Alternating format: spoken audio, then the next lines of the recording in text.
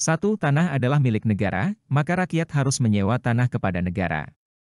Hal inilah yang melatar belakangi sistem sewa tanah pada masa pemerintahan A. Daendels, B. Raffles, C. Jansen, D. Lord Minto.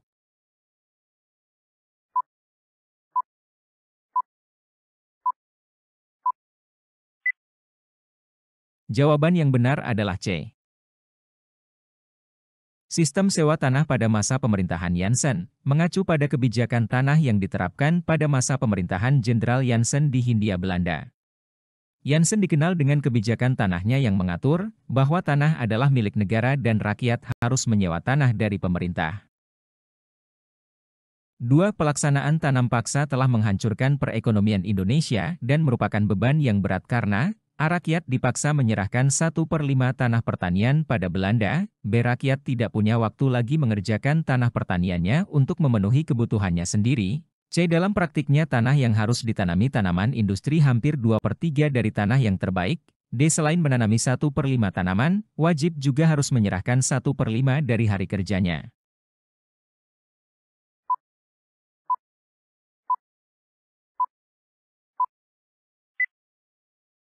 Jawaban yang benar adalah C.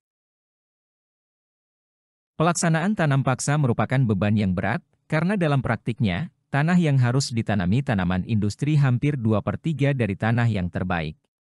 Kebijakan tanam paksa memaksa petani untuk menanam tanaman komersial seperti nilam, kopi, kapas, dan tebu di atas tanah yang sebelumnya digunakan untuk pertanian pangan. Hal ini menyebabkan tanah yang sebelumnya digunakan untuk produksi makanan utama, menjadi dialihfungsikan untuk tanaman ekspor, mengakibatkan kelangkaan pangan dan kemerosotan ekonomi petani. 3. Pelaksanaan politik etis yang paling dirasakan dalam pergerakan nasional bangsa Indonesia adalah A. Pendidikan dengan munculnya golongan terpelajar, B. Irigasi telah memajukan pertanian khususnya di Jawa, C. Perpindahan penduduk telah mengangkat kesejahteraan kaum miskin, D. Kemajuan ekonomi akibat politik kolonial liberal.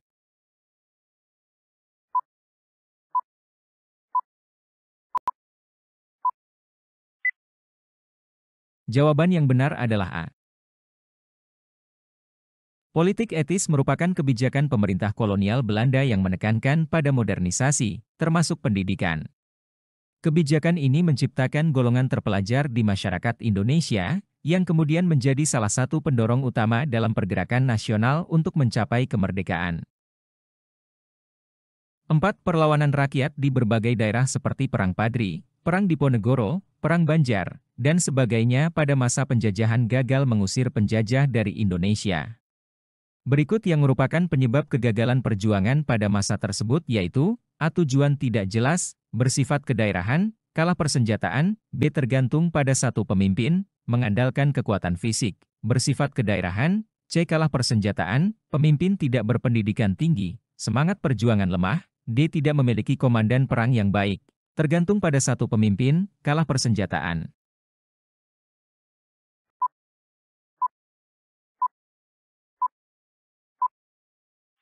Jawaban yang benar adalah A.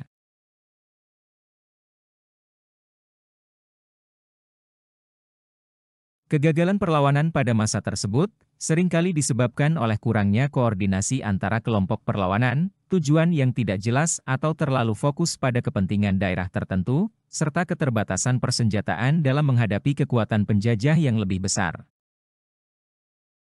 5. Berikut ini yang bukan karakteristik perjuangan bangsa Indonesia sebelum abad 20, adalah A. Tidak tergantung pada satu pemimpin, B. Menggunakan persenjataan tradisional, C. Bersifat lokal, kedaerahan, D. Kurang menggunakan siasat perjuangan diplomasi.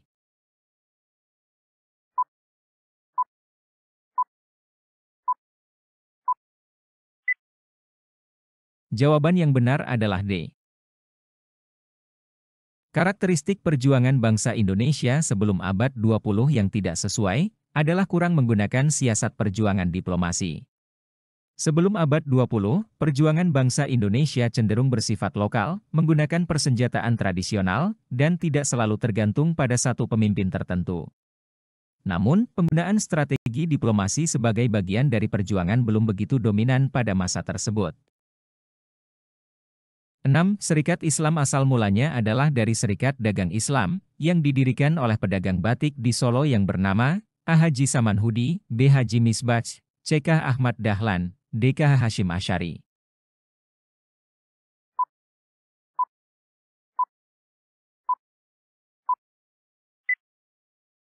Jawaban yang benar adalah A. Serikat Islam yang bermula dari Serikat Dagang Islam, didirikan oleh Haji Samanhudi. Serikat ini merupakan salah satu organisasi awal yang menjadi cikal bakal dari gerakan buruh di Indonesia. 7. Perhatikan beberapa putusan di bawah ini. 1. Menetapkan Pancasila. 2. Ikrar Sumpah Pemuda tanggal 28 Oktober 1928. 3. Menetapkan Presiden dan Wakil Presiden. 4. Menetapkan lagu Indonesia Raya ciptaan W.R. Supratman sebagai lagu kebangsaan. 5. Menetapkan bendera merah putih sebagai lambang negara Indonesia. Yang termasuk putusan Kongres Sumpah Pemuda adalah A1, 2, dan 3, B2, 3, dan 4, C2, 3, dan 5, D2, 4, dan 5.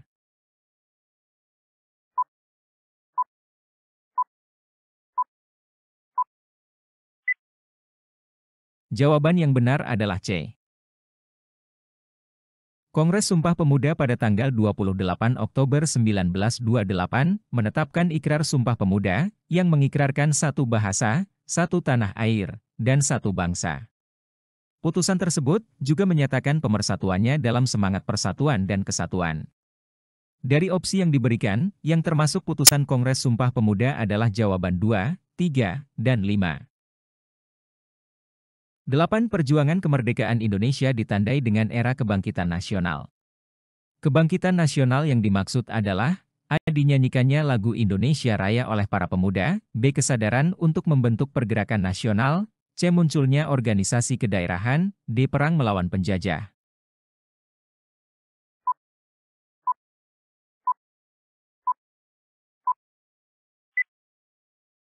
Jawaban yang benar adalah B. Kebangkitan nasional yang dimaksud adalah kesadaran untuk membentuk pergerakan nasional.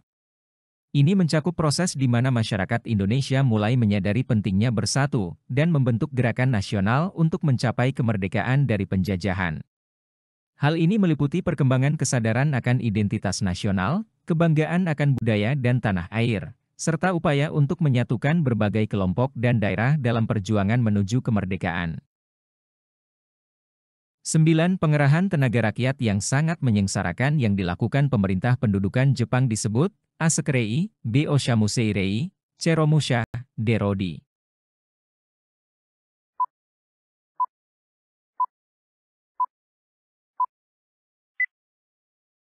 Jawaban yang benar adalah C.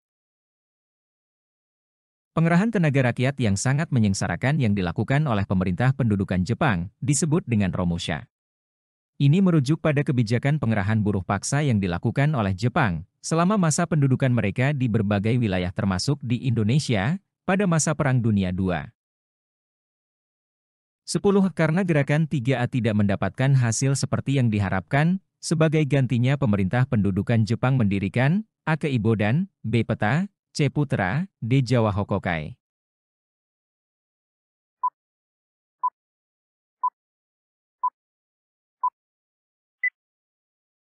Jawaban yang benar adalah B. Pemerintah pendudukan Jepang mendirikan organisasi militer yang dikenal sebagai Peta, sebagai respons terhadap kurangnya hasil yang diharapkan dari gerakan 3A. Peta merupakan salah satu organisasi yang dibentuk oleh Jepang untuk menggalang dukungan dari masyarakat Indonesia dan untuk tujuan pengendalian lebih lanjut terhadap wilayah yang mereka kuasai. 1. Jelaskan bagaimana penderitaan bangsa Indonesia akibat penjajahan pada masa VOC.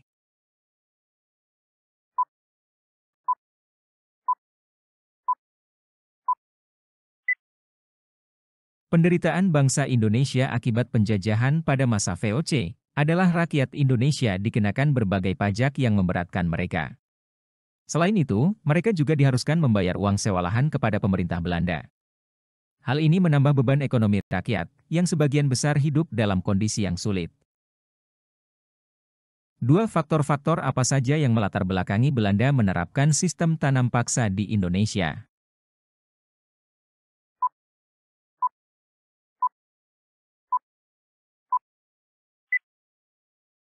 Kebijakan kultur stelsel ini akhirnya dihentikan, setelah menuai protes keras dari berbagai kalangan yang melihat bahwa telah terjadi banyak penyelewengan dari pelaksanaan dari sistem tanam paksa. Pelaksanaan tanam paksa menimbulkan pro dan kontra di kalangan pejabat Belanda. 3. Bagaimanakah manfaat Sumpah Pemuda bagi kehidupan bangsa dan bernegara saat ini?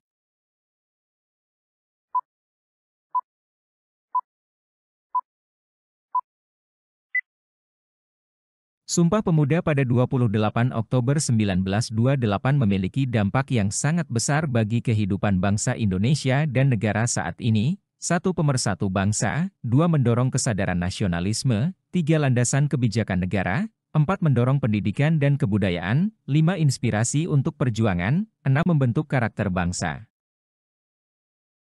4. Bagaimanakah sikap kaum pergerakan terhadap penjajahan yang dilakukan Jepang?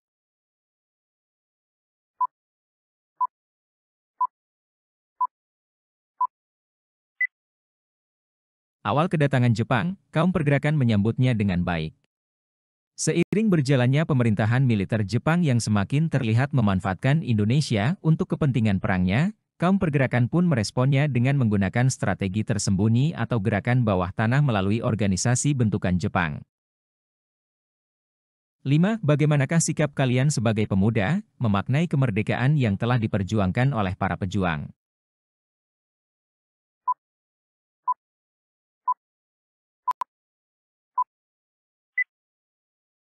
Sikap memaknai kemerdekaan yang telah diperjuangkan, bisa diwujudkan dengan belajar tekun dan giat. Sebab setelah para pejuang meraih kemerdekaan, akses pendidikan bagi masyarakat umum semakin dimudahkan.